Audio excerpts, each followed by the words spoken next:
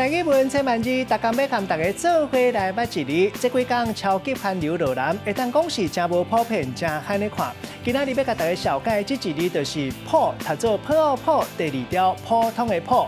古早台语字典解释讲，这个普本来意思就是乌阴天，日头白光。混括来讲，譬如做大家所在片片，咱讲是普遍普及；另外真一般真素常，咱讲是普通。还佫有满天下，古早有人讲是普天下。